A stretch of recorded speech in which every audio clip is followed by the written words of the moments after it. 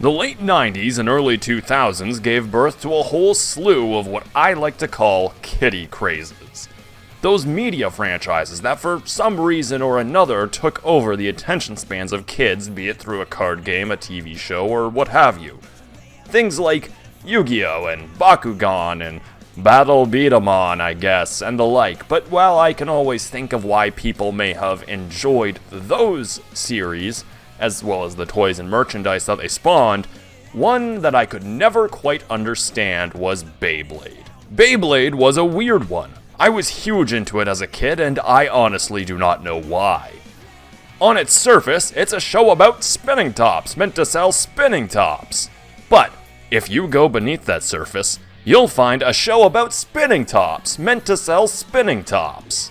Beyblades are these weird little spinning tops that kids would play and battle with, and to my surprise, they're actually still around.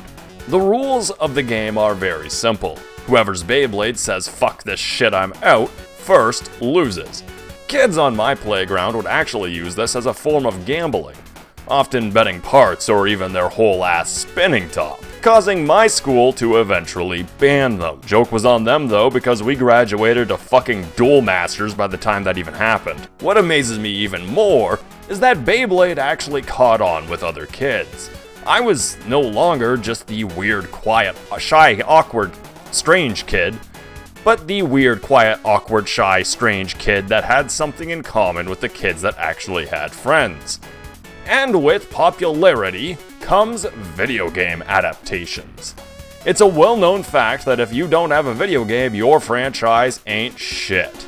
I mean, just look at the game of the year of every year, Cory in the House. Beyblade had a whole host of video games on a whole host of systems, such as the PlayStation 1 and Game Boy Advance.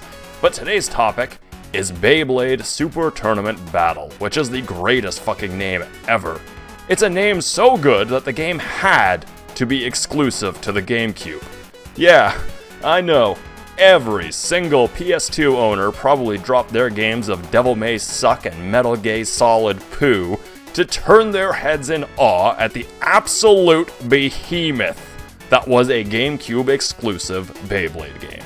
After all, games based off anime, especially children's anime, are known for nothing if not their immense level of quality.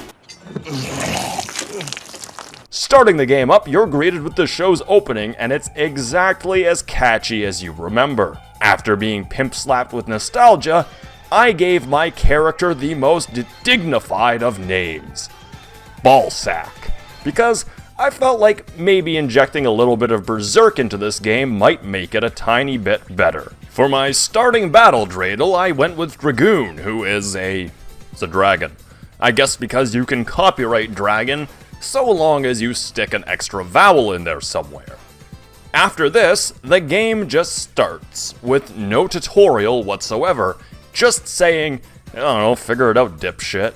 So, being male, I attempted to do exactly that. And the key word there is attempted. Before you actually fight, and I use that word very loosely, you have to launch your Beyblade by timing your press of the big, sexy, voluptuous GameCube A button as this meter rises. And let me tell you, looking at that turquoise A button, it's making a lot more than just that meter rise. The better your timing, the more spin your little disc of death and destruction will have. And as mentioned earlier, the first Beyblade to puss out loses. And this is it. I hope you weren't expecting anything big or spectacular, because it's come on, man, it's fucking spinning tops, okay? Like, calm your expectations. Maybe lower them a little.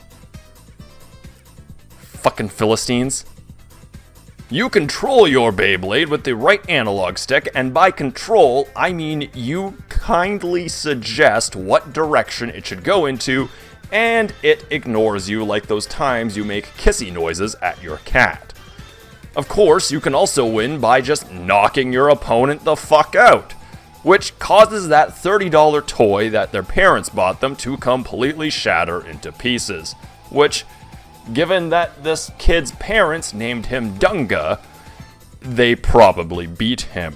Of course, you also have access to a super secret super move, which, did I mention that these toys operated by children with underdeveloped minds and maybe not the best moral compass have supernatural beings housed inside of them? Because they fucking do. These super moves last way too damn long and massively break up the flow of the game, resulting in periods of not having fun playing the game being interrupted by periods of not having fun while not playing the game. Battles only serve one purpose, and it's to grind for the root of all corporate actions: money. Make enough kids cry by breaking their shit, and you can earn money to buy parts for your spinning war dreidel to make all the cool kids' moms horny as fuck. The customization here is actually kind of neat, and it's pretty in-depth. It gives me Custom Robo vibes, and anything that reminds me of Custom Robo can't be all bad. Outside of battles, you can wander around the stadium and interact with the many NPCs, and by many NPCs, I mean like both of them. I don't even think they were in the show, and they also don't look like they're meant to be in this game either, as posing them right beside your generic protagonist here, they look kind of off. And their portraits are all drawn incredibly poorly. It's like I'm looking at an anime character with fetal alcohol syndrome. And now I feel like an asshole for even making that joke.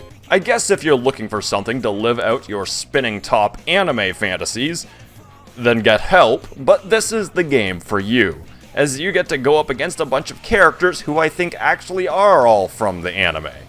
And if you have friends, you also have the option to play 4-player battles, though I suspect that after propositioning them with this game, you won't have friends for much longer. Honestly, the game gives the same feeling as playing Custom Robo, but then stopping to play with a fidget spinner every 10 minutes. There's really not a lot to it, and your time is much better spent on literally every other game in the Gamecube library. Yes, I'm including Bratz Rock Angels in that sentence, don't fucking at me.